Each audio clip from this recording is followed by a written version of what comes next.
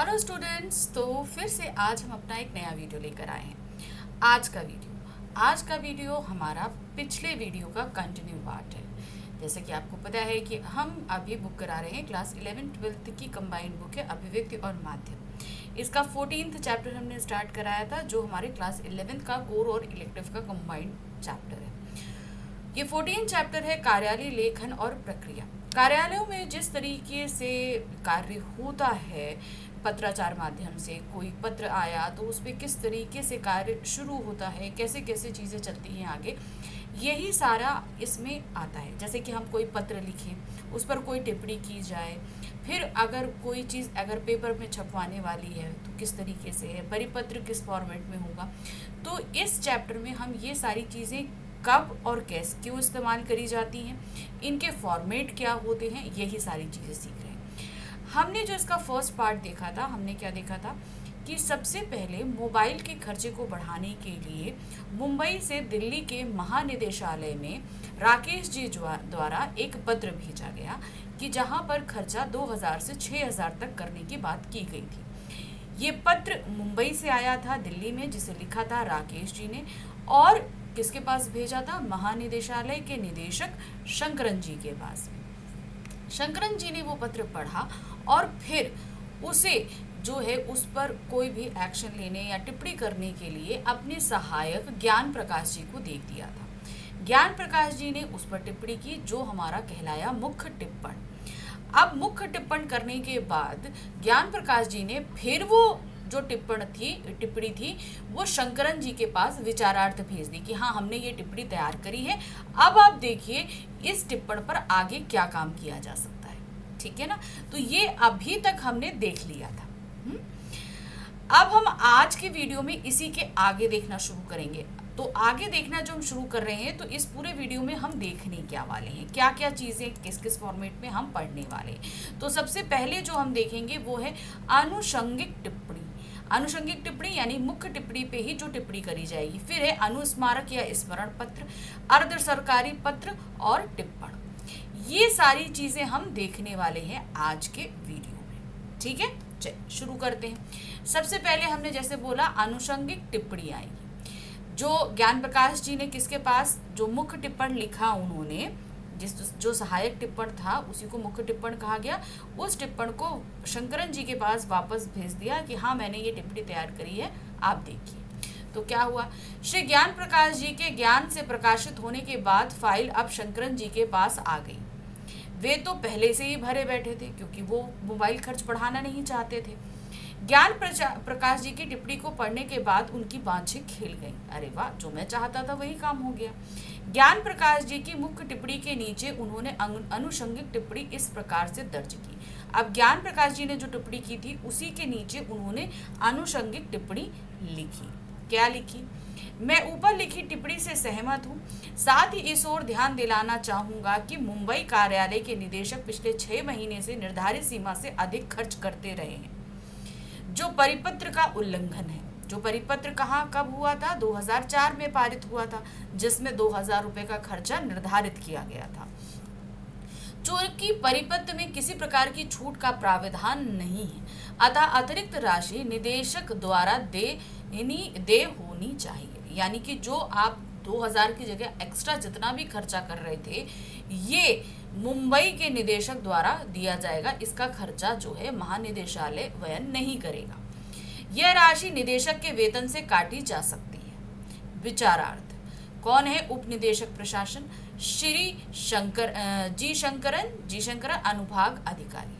तो इन्होंने ये क्या करी थी? अनुषंगिक टिप्पणी कर दी। उसी ज्ञान प्रकाश जी की टिप्पणी के नीचे, मुख्य टिप्पण के नीचे अनुषंगिक टिप्पण हो गया। अब जब हम अनुषंगिक टिप्पण लिखते हैं तो इसके नीचे हमें क्या क्या चीजें ध्यान देनी होती है। सहायक आरंभिक या मुख्य टिप्पणी में जब संबंधित अधिकारी के पास भेजता है तो वह अधिकारी टिप्पणी पढ़ने के बाद नीचे मंतव्य लिखता है। अब प्रकाश जी ने लिखा, ज्ञान प्रकाश जी ने, उसके बाद किसको दिया था? शंकरन जी को। उन्होंने ये लिखा। इसे अनुषंगिक टिप्पणी कहते हैं और यह क्रिया अनुषंगिक टिप्पण कहलाती है। अगर अधिकारी अपने अधीनस्थ की टिप्पणी से पूरी तरह सहमत है तो इस प्रकार की टिप्पणी की आवश्यकता नहीं होती है। ठीक है, अगर वो सहमत है तो फिर टिप्पणी की जरूरत नहीं पड़ती। अधिकारी अधीनस्थ की टिप्पणी के नीचे या तो केवल हस्ताक्षर कर सकता है या मैं उपयुक्त टिप्पणी से सहमत हूँ लिख सकता है। जैसे यहाँ पर ज्ञान प्रकाश जी की टिप्पणी के नीचे शंकरन जी ने पूरी एक अनुशंसित टिप्पणी एक पैराग्राफ की लिखी, तो ये भी जरूरत नहीं है। अगर शंकरन जी इस बात से सहमत थे तो उन्हें सिर्फ हस्ताक्षर कर देने थे या एक लाइन लिख देते मैं सहमत हूँ और नीचे अपना हस्ताक्षर। उन्होंने सिर्फ उसमें इतना ऐड ऑन किया कि जो एक्स्ट्रा खर्चा हुआ है वो उन्हीं के वेतन से काटा जाएगा। ये चीज उन्होंने ज्ञान प्रकाश जी ने मेंशन नहीं करी थी, तो ये शंकरन जी ने मेंशन कर दी। अगर अधिकारी अपने अधीनस्थ की टिप्पणी से पूरी तरह सहमत है मगर उसे और सशक्त एवं तर्कसंगत बनाने के लिए अपनी ओर से कुछ जोड़ना चाहता है तो वो अपना मंतव्य अनुषंगिक टिप्पणी के रूप में लिखता है। जैसे यहाँ पर शंकरन जी ने किया कि वो टिप्पणी से सहमत थे लेकिन उस टिप्पणी को और ज्यादा मजबूत करने के लिए उन्होंने कुछ लाइनें ऐड कर दी। यदि अधिकारी पूर्णतः असहमत है या आरंभिक रूप से सहमत है तो वह अपने तर्क और कारणों के साथ अनुषंगिक टिप्पणी लिखता है। अब सहायक टिप्पण अगर मान लो उससे वो थोड़ा सा सहमत है या पूरी तरीके से असहमत है तो वो उसके नीचे कारणों को भी लिखेंगे। अधिकारी को अधीनस्थ टिप्पणी को काटने, बदलने या हटाने का अधिकार नहीं है। अधिकारी उस सहायक की टिप्पणी को काट नहीं सकता, बदल नहीं सकता, सिर्फ उसके नीचे अपने जो विचार है वो लिख सकता है। वह केवल अपनी सहमति, आंशिक सहमति या असहमति व्यक्त कर सकता है। अनुषंगिक टिप्पणी ये प्रायः संक्षिप्त होती है लेकिन असहमति की स्थिति में कई बार इस प्रकार की टिप्पणी बड़ी हो सकती है। तो वैसे तो अनुषंगिक टिप्पणी छोटी रहती है लेकिन अगर असहमति होती है तो उसके नीचे जब हम कारणों को मेंशन करेंगे तो क्या होगा, अनुषंगिक टिप्पणी बड़ी हो जाएगी। वैसे छोटी रहती है लेकिन जब असहमति व्यक्त करेंगे तो वो बड़ी हो जाती है। ठीक है, तो इस तरीके से शंकरन जी ने अनुषंगिक टिप्पण लिख दिया। अब आगे क्या, अब फाइल एक और सीडी चढ़कर राजकुमार शर्मा जी की मेज पर आ गई जो उप निदेशक प्रशासक हैं। यहाँ पर अब देखिए, यहाँ पर ध्यान दीजिएगा, जब शंकरन जी ने लिखा तो उप निदेशक प्रशासन को दिया गया था। ये उप प्रकाशन जी कौन है, ये हैं राजकुमार जी। ठीक है, काम काज को वो बड़ी दक्षता और फुर्ती से निपटाते हैं। वे नियमों के पाबंद है और उनमें कोताही उन्हें पसंद नहीं है। जब भी कोई फाइल उन तक पहुंचती है तो वो उसमें गोताखोर की तरह डुबकी लगाते हैं और मोती निकाल लाते हैं। इस फाइल की गहराई में भी वे कुछ इसी प्रकार उतरे। विचार के जो मोती निकाले उन्हें फाइल पर इस प्रकार जड़ा। अब क्या हुआ, अनुषंगिक टिप्पणी को जो है उपनिदेशक के पास दे दिया गया। ठीक है, प्रशासन के। अब वो क्या थे, वो भी अपने विचार व्यक्त करेंगे। अब उन्होंने अपने विचार व्यक्त किए, क्या किए, मैं सहायक से सहमत हूँ, यानी कि ज्ञान प्रकाश जी से। साथ ही यह भी जोड़ना चाहूंगा कि 23 नवंबर 2004 को जब परिपत्र जारी किया गया था तब कॉल की दरें ज्यादा थी जो अब काफी गिर चुकी हैं। ऐसे में यह साफ है कि ये प्रकारांत से निर्धारित व्यय सीमा अपने आप ही बढ़ गई। इसे और घटा दिया जाए तो संस्था के खर्च में कमी आएगी जो लोकहित में होगा। मैं अनुभाग अधिकारी के इस सुझाव से सहमत नहीं हूं कि सीमा से अधिक की धनराशि निदेशक के वेतन से वसूली, लेकिन उनसे विस्तार से जाना चाहिए।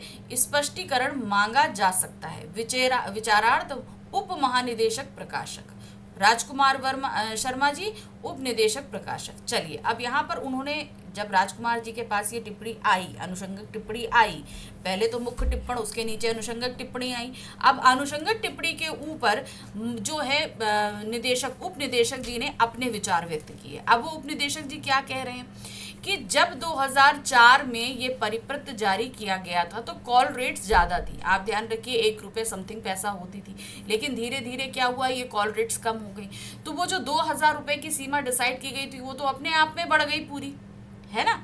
तो ये चीज़ उन्होंने बताई कि ये तो उस हिसाब से तो क्या है, 2000 रुपये की सीमा को और कम करना चाहिए, है ना, लेकिन वो तो नहीं किया जा रहा है। लेकिन उन्होंने जो है निदेशक महोदय के एक चीज पर आपत्ति जताई, वो था वेतन से कटौती। जो एक्स्ट्रा खर्च हुआ है वो वेतन से कटौती, इस बात से वो सहमत नहीं थी। इसलिए उन्होंने ये अनुषंगिक टिप्पणी के नीचे जो फिर से टिप्पणी की, अनुषंगिक टिप्पणी कहलाई और इसे फिर विचारार्थ कहाँ भेज दिया, उप महानिदेशक प्रशासन के पास। ठीक है, चलिए देखते हैं आगे कहाँ बढ़ रहा है। अब फाइल गुरफान अहमद उप महानिदेशक प्रशासन के पाले में थी। अब कहाँ पहुंची? उप महानिदेशक, ठीक है, पहले निदेशक के पास पहुंची, फिर सहायक के पास पहुंची, फिर उप निदेशक के पास पहुंची, अब उप महानिदेशक के पास पहुंच रही है। ये फाइल के पाले में पहुंची। उन्होंने फाइल को पढ़ने के बाद सहमति स्वरूप हस्ताक्षर कर दिए। उन्होंने वो पढ़ा और नीचे सिर्फ हस्ताक्षर कर दिए कि हाँ मैं सहमत हूँ। फाइल का अगला पड़ाव महानिदेशक के पास था। अब सबसे अधिकारी, बड़े अधिकारी यानी कि महानिदेशक के पास पहुंच गया। मणिकांत मंडल महानिदेशक थे। अपनी पूरी व्यस्तता के बावजूद वे हर फाइल पूरी गहराई से पढ़ते थे। दफ्तर में 10 घंटे बैठने पर भी काम का बोझ बना रहता था और जब वे देर रात घर लौटे तो फाइलों का गट्ठर साथ साथ जाता था। मतलब कि वो वाकई अपने काम को लेकर काफी सीरियस थे। घर आई फाइलें उनकी पत्नी को सौत की तरह लगती थी, मगर फिर भी थक हार कर समझौता कर चुकी थी। अब भाई हस्बैंड घर आया तो थोड़ा वक्त घर के फैमिली लाइफ में बिताए, लेकिन वो तब भी फाइल लेकर आते थे और उसके बाद भी वो फाइलों में ही रमे रहते थे, जो उनकी वाइफ को पसंद नहीं आती थी। मंडल जी एक अनुभवी और सुलझे इंसान थे। फाइल पढ़कर उन्होंने महसूस किया कि नीचे के अधिकारियों ने नियमानुसार सही टिप्पणी लिखी है। अब अनुभवी हैं, सबसे बड़े हैं, तो रिस्पॉन्सिबिलिटी भी होती है। तो उन्होंने जब ये फाइल पढ़ी तो उन्होंने कहा कि सही बात है, जो टिप्पणियाँ लिखी हैं अधिकारियों ने, यानी कि सहायक ने, फिर निदेशक ने, फिर उप निदेशक ने, फिर उसके बाद जो है उप महानिदेशक भी उस चीज़ से सहमत है। और अब बारी किसकी आ चुकी थी? महानिदेशक के पास। लेकिन वे मुंबई कार्यालय के निदेशक के पक्ष में से भी सहमत थे। दौरे पर मुंबई आते जाते उन्हें वहां की परिस्थितियों का ज्ञान था। उन्होंने सोच विचार के बाद अपनी टिप्पणी इस प्रकार लिखी। अब उन्होंने जो टिप्पणियां लिखी वो उस चीज से सहमत थे, लेकिन चूंकि ये मुंबई आते जाते रहते थे इसलिए मुंबई की परिस्थितियों से वाकिफ थे। इसी पर उन्होंने फिर से उसी अनुषंगिक टिप्पणी के नीचे फिर से एक टिप्पणी लिखी। अब ये टिप्पणी क्या थी? प्रशासन विभाग के अधिकारियों ने नियमानुसार सही टिप्पणी लिखी है, यानी कि अभी तक सहायक, उप निदेशक, उप महानिदेशक जिन्होंने भी टिप्पणी लिखी और निदेशक, इन्होंने सभी ने सही निर्णय दिया है। मगर निदेशक ने खर्च की सीमा के अतिक्रमण के जो कारण दिए हैं उन्हें भी नकारा नहीं जा सकता। यानी कि राकेश जी ने जो कारण बताए हैं उनको भी हम गलत नहीं ठहरा सकते हैं। राकेश जी कौन? जिन्होंने मुंबई से पहला औपचारिक पत्र लिखा था। अपने दौरे में मैंने यह पाया है कि पिछले 6 महीनों के दौरान केंद्र की गतिविधियों में जो बढ़ोतरी हुई है उन्हें ध्यान में रखते हुए मोबाइल फोन पर हुआ खर्च उचित प्रतीत होता है। यानी कि वो देख रहे हैं कि वहाँ की गतिविधियाँ कितनी बढ़ी हुई हैं, इसलिए अगर वो कह रहे हैं कि भाई खर्चा 6000 हुआ है तो हमको ये सही लगता है। खर्च की सीमा संबंधी परिपत्र तैयार करने के क्रम में अगला केंद्रों की विशिष्ट आवश्यकताओं को ध्यान में नहीं रखा जा सकता। ठीक है, कि उन्होंने कहा कि ठीक है, हमने जो निर्णय लिया, जो परिपत्र पिछले 2004 में तैयार किया गया था उसे अब विचारार्थ अगर रखा जाए तो ये बात बहुत पुरानी हो चुकी है। मुंबई की तुलना अन्य स्थानों से भी ही नहीं हो सकती है। मुंबई एक मेट्रोपॉलिटन सिटी है, अगर उसे हम किसी और शहरों से कंपेयर करते हैं तो भी सही नहीं है। अतः मुंबई के लिए खर्च की सीमा बढ़ाकर 6000 रुपये प्रति माह करना युक्ति संगत प्रतीत होता है। तो महानिदेशक जी इस चीज से सहमत है कि ये खर्च सीमा बढ़ा दी जाए। चूंकि मासिक व्यय संबंधी पिछला परिपत्र बोर्ड की अनुमति के बाद जारी किया गया था, अतः बोर्ड की अगली बैठक में इस पूरे मसले को प्रस्तुत कर उसकी अनुमति ली जानी चाहिए। उन्होंने कहा कि जब इससे पहले जो निर्णय हुआ था वो 2004 में बोर्ड की मीटिंग के दौरान किया गया था। तो अब उन्होंने कहा कि अब इस खर्च को बढ़ाने का निर्णय भी बोर्ड की अगली मीटिंग में लिया जाएगा। तो जब मीटिंग होगी तब ये फाइल उनके सामने प्रस्तुत की जाएगी। किसने लिखी? उप महानिदेशक प्रशासन के पास ये वापस भेजेंगे। किसने लिखी है? मणिकांत मंडल महानिदेशक ने। अब ये लिखने के बाद उप महानिदेशक के पास ये दोबारा भेजी जा रही है।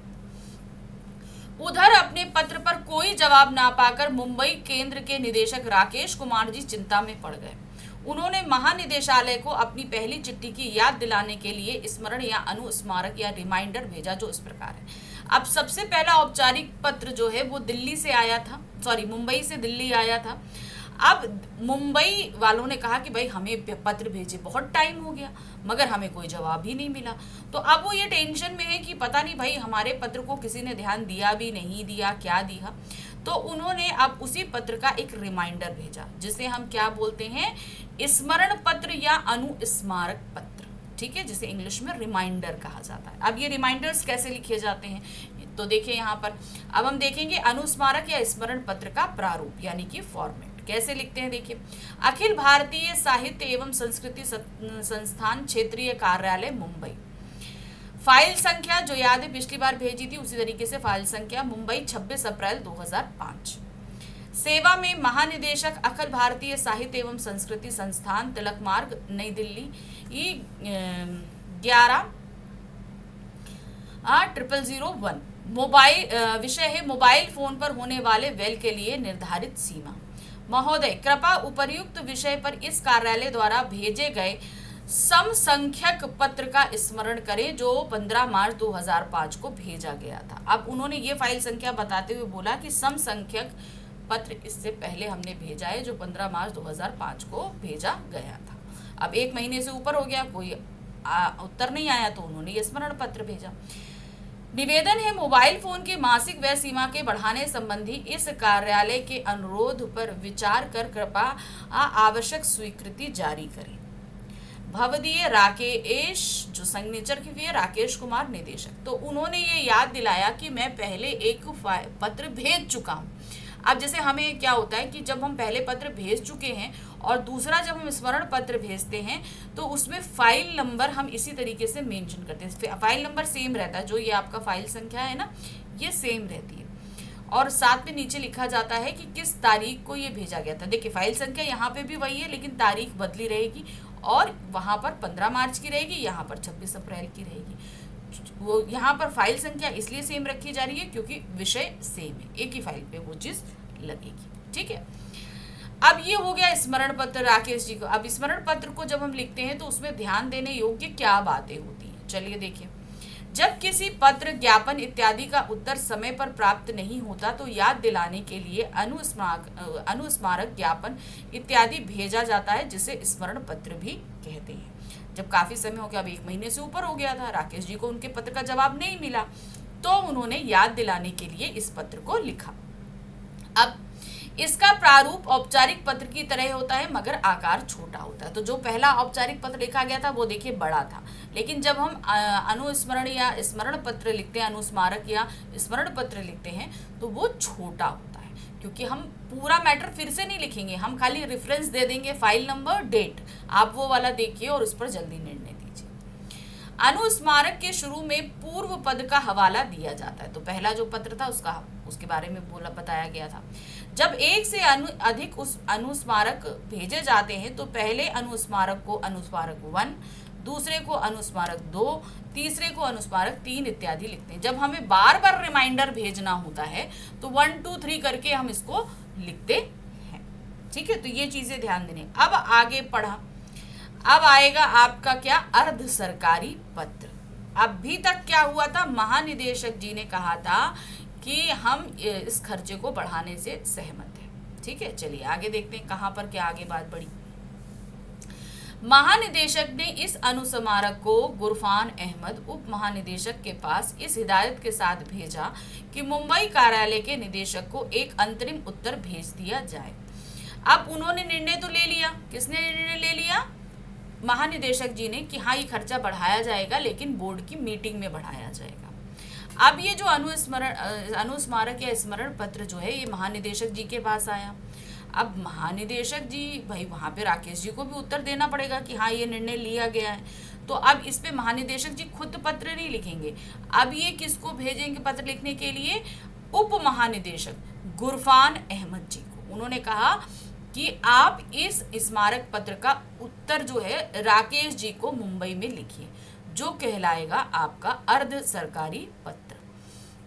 गुरफान अहमद के पास फाइल भी लौट चुकी थी। कौन सी फाइल, जिसमें उन्होंने बताया था कि बोर्ड की मीटिंग बैठेगी और उसमें खर्चा बढ़ाया जाएगा। महानिदेशक ने निचले अधिकारियों द्वारा की गई अनुशंसा को बिल्कुल ही उलट दिया था।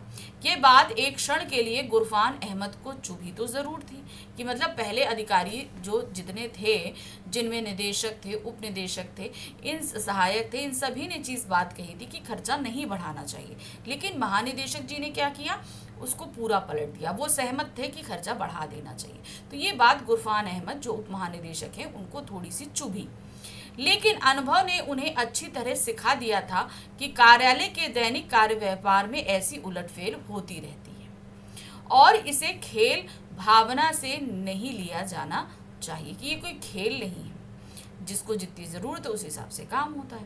उन्होंने तय किया कि बोर्ड की स्वीकृति के लिए भेजी जाने वाली टिप्पणी वे स्वयं ही तैयार करेंगे और राकेश को अंतरिम उत्तर भी खुद ही देंगे। मुंबई केंद्र के निदेशक राकेश कुमार को उन्होंने एक अंतरिम उत्तर अर्ध सरकारी पत्र यानी कि डीओ लेटर के रूप में इस प्रकार भेजा। अब गुरफान अहमद ने ये निर्णय किया कि हम जो है राकेश जी को उत्तर देंगे एक अर्ध सरकारी पत्र में, और जो बोर्ड की मीटिंग होने वाली है, जिस उन्होंने बोला ना कि उन्होंने तय किया कि बोर्ड की स्वीकृति के लिए भेजे जाने वाली टिप्पणी भी वे स्वयं करेंगे। अब बोर्ड के पास कौन सी टिप्पणी जानी थी, जिसमें खर्च को बढ़ाए जाने वाला काम होना था, याद आया ना वो। तो ये दोनों कौन तैयार करने वाले थे, गुरफान अहमद जी। तो गुरफान अहमद जी सबसे पहले लिखते हैं अर्ध सरकारी पत्र, किसको, राकेश जी को। चलिए देखते हैं यहाँ पर अर्ध सरकारी पत्र का प्रारूप। अखिल भारतीय साहित्य एवं संस्कृति संस्थान महानिदेशालय, फाइल संख्या 3/2005, नई दिल्ली 5 मई 2005। तो 15 मार्च को भेजा गया, 26 अप्रैल को अनुस्मारक भेजा गया, अब 5 मई को उसका जवाब भेजा जा रहा है। गुरफान अहमद उप महानिदेशक, अब वो खुद लिख रहे हैं तो अपना, क्योंकि जब हम अर्ध सरकारी, क्योंकि ये पूरी तरह सरकारी पत्र नहीं है, सरकारी होता तो फॉर्मेट अलग होता है, ये अर्ध सरकारी पत्र, इसलिए इसमें क्या रहेगा, जो पत्र लिख रहा है उसका फॉर्मेट, उसका नाम ऊपर रहता है। प्रिय श्री कुमार, तो कौन है, राकेश कुमार, कृपया 15 मार्च 2005 और 26 अप्रैल 2005 को भेजे गए अपने पत्रों का स्मरण करें।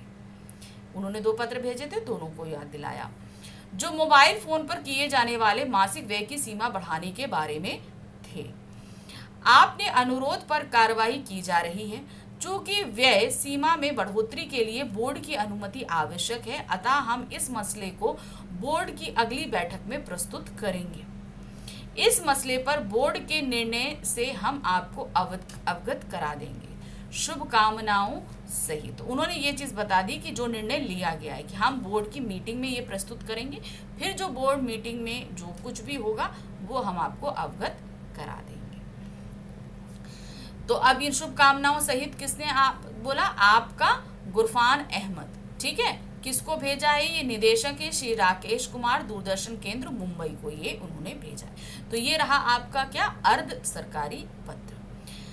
अब अर्ध सरकारी पत्र जब लिखे जाते हैं तो इसमें क्या चीजें होती हैं जो हमें ध्यान रखने वाली होती हैं, जैसे क्या है, औपचारिक पत्र के विपरीत अर्ध सरकारी पत्र में अनौपचारिकता का पुट होता है, इसमें एक मैत्री भाव होता है, इसीलिए देखिए अनौपचारिक पत्र के फॉर्मेट को यहाँ पर फॉलो किया गया है। अर्ध सरकारी पत्र तब लिखे जाते हैं जब लिखने वाला अधिकारी ये संबंधित अधिकारी को व्यक्तिगत स्तर पे जानता है। तो यहाँ पर अर्ध सरकारी पत्र कब लिखे जाते हैं, जिसको हम पत्र लिख रहे हैं उसके संबंध, उससे अच्छी तरह वाकिफ हो। इस प्रकार का पत्र ऐसी स्थिति में लिखा जाता है जब किसी खास मसले पर संबोधित अधिकारी का ध्यान व्यक्तिगत रूप से आकर्षित कराया जाता है या उसका व्यक्तिगत परामर्श लिया जाता है। तो ये पत्र कब होते हैं कि हम जिसको भी पत्र लिख रहे हैं उस अधिकारी का हम ध्यान व्यक्तिगत रूप से आकर्षित करना चाहते हैं तब। प्रारूप में बाईं ओर शीर्ष पर प्रेषक का नाम होता है, प्रेषक यानी कि जो पत्र भेज रहा है, इसके नीचे उसका पदनाम होता है। अर्ध सरकारी पत्र के लिए अमूमन कार्यालय के लेटर हेड का प्रयोग होता है अगर उपलब्ध हो। तो ये कहाँ लिखे जाते हैं, लेटर हेड पे, कार्यालय के। पत्र के प्रारंभ में संबोधन के रूप में महोदय, प्रिय महोदय का प्रयोग नहीं होता। ऐसे पत्र में आमतौर पर प्रयोग किए जाने वाला संबोधन प्रिय श्री या प्रियवर श्री हो सकता है। तो हम महोदय किस में बोलते हैं? औपचारिक पत्रों में। लेकिन चूंकि ये अर्ध सरकारी पत्र है जो अनौपचारिकता का पुट लिए होता है, इसलिए यहाँ पर प्रिय या श्री शब्द का इस्तेमाल होता है। पत्र के अंत में अधोलेख के रूप में दाहिनी और भवदीय के स्थान पर आपका प्रयोग होता है। दाहिनी तरफ जो है ना, जहां पर हमने भवदीय लिखते थे, वहां हमने क्या लिखा? आपका। अंत में बाईं ओर संबोधित अधिकारी का नाम, पदनाम और पूरा पता दिया जाता है, जैसे अभी आपने इसका फॉर्मेट देखा। चलिए, अर्ध सरकारी पत्र दे दिया गया। अब आ जाते हैं टिप्पण। अब ये टिप्पण किसको लिखा जाना था? ये टिप्पण लिखा जाना था बोर्ड को, कि बोर्ड के सामने ये मसला आएगा ना कि भाई खर्चा बढ़ाना है, तो बोर्ड को भी ये चीज़ इन्फॉर्म करनी पड़ेगी। चलिए देखते हैं क्या है। गुरफान अहमद की अगली जवाबदेही इस मसले को बोर्ड के समक्ष रखने की थी। उन्होंने पूरी फाइल को विस्तार से पढ़ा और बोर्ड के विचारार्थ एक विस्तृत टिप्पणी तैयार की, जिसमें पूरे मसले की पृष्ठभूमि और निदेशक के अनुरोध के औचित्य का विश्लेषण था, और अंत में यह सिफारिश थी कि मुंबई केंद्र के लिए सीमा बढ़ा दी जाए। तो गुरफान अहमद जी ने जब पूरी फाइल पढ़ी, जहां से राकेश जी का औपचारिक पत्र आया था, पूरी फाइल और 2004 का परिपत्र सब कुछ पढ़ने के बाद उन्होंने एक विचारार्थ, बोर्ड के पास एक विचारार्थ टिप्पण भेजा, जिसमें उन्होंने ये रिक्वेस्ट करी है कि जो है मुंबई का खर्चा बढ़ा दिया जाए। तो ये क्या कहलाता है? टिप्पणी या टिप्पण।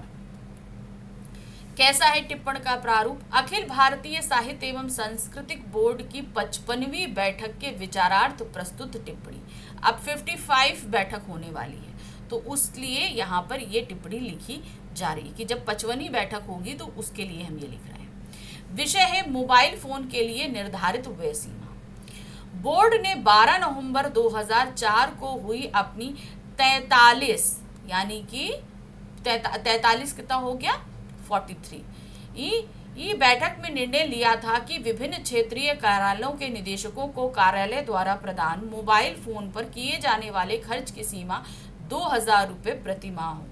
बैठक के कार्यवत से संबंधित अंश संलग्न है। तो बैठक के बाद कार्यवत जो इशू होता है, अभी हम कार्यवत का फॉर्मेट भी आपको बताएंगे, तो वो कार्यवत भी इसके साथ संलग्न किया है, जिसमें सारे निर्णयों को मेंशन किया जाता है। बोर्ड के निर्णय का पालन करते हुए महानिदेशालय ने इस संबंध में 23 नवंबर 2004 को एक परिपत्र जारी किया था। परिपत्र क्यों जारी किया था? क्योंकि उसमें उनके लिए दिए गए सारे निर्णय लागू किए गए थे, जिसकी एक प्रति संलग्न है, यानी कि इसके साथ अटैच की गई है।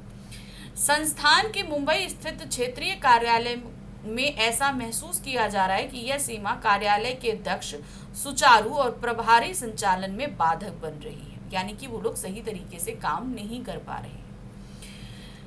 निदेशक ने सूचित किया है, निदेशक कहाँ? मुंबई के जो निदेशक हैं राकेश जी ने, कार्यालय की गतिविधियों में निरंतर वृद्धि हुई है, जिसकी वजह से निदेशक को मोबाइल फोन का अत्यधिक प्रयोग करना पड़ रहा है। उन्हें विभिन्न विशेषज्ञों, कलाकारों, साहित्यकारों, संगीतकारों, प्रायोजकों, वरिष्ठ अधिकारियों, सहकर्मियों और अन्य कर्मियों के साथ निरंतर संपर्क में रहना पड़ता है। कार्यालय की गतिविधियों में जो बढ़ोतरी हुई है, उससे कार्यालय का राजस्व भी बढ़ा है, यानी कि मुंबई में जो काम बढ़ा है उसकी वजह से अखिल भारतीय संस्कृति और साहित्य संस्थान के जो कोष है, खजाना है, वो भी बढ़ा है। ऐसे में यह आवश्यक प्रतीत होता है कि केंद्र के अनुरोध को स्वीकार करते हुए उनकी मासिक व्यय सीमा 2000 रुपये से बढ़ाकर 6000 रुपये कर दी जाए। बोर्ड के विचारार्थ गुरफान जी ने ये टिप्पणी लिखी और बताया कि ये सारे रीजंस हैं, इसलिए इनकी जो सीमा है, जो इनकी क्या कहते हैं खर्च की सीमा है, उसे 2000 से 6000 कर देनी चाहिए। ठीक है, अब हम आ जाते हैं टिप्पण को लिखते समय हमें किन बातों का ध्यान रखना पड़ता है। यह अपने स्वरूप के आरंभिक या मुख्य टिप्पणी से काफी मिलती है। कौन सी मुख्य टिप्पणी याद आया आपको? जो हमने कब लिखी थी? राकेश जी ने जो सरकार औपचारिक पत्र भेजा था मुंबई से दिल्ली में, तो उस पर सहायक ज्ञान प्रकाश जी ने जो टिप्पणी करी थी, इसका प्रारूप लगभग कुछ वैसा ही होता है। चूंकि यह टिप्पणी फाइल के ऊपर लिखकर स्वतंत्र रूप से भेजी जाती है, अतः इसके लिए यह आवश्यक हो जाता है कि यह अपने आप में संपूर्ण हो और केवल इस टिप्पणी को पढ़ लेने भर से पूरा मसला समझ में आ जाए। अब इसमें हमें जो इतने सारे टिप्पणी सरकार क्या कहते हैं सरकार जो आपका पत्र लिखा, औपचारिक पत्र लिखा गया, मुख्य टिप्पण लिखा गया, अनुषंगिक टिप्पण लिखा गया, विचारार्थ टिप्पण लिखा गया, तो ये सारी टिप्पण इसमें नहीं आपको पढ़नी होती। यहाँ पर जो ये टिप्पण बोर्ड के सामने रखा गया है, ये स्वतंत्र रूप से फाइल के ऊपर चिपकाकर बोर्ड के सामने प्रस्तुत किया जाता है, और इसको पढ़ने से ये समझ में आ जाए, पूरा मसला समझ में आ जाए, बाकी के सारी और चीजें पढ़ने की जरूरत ना पड़े।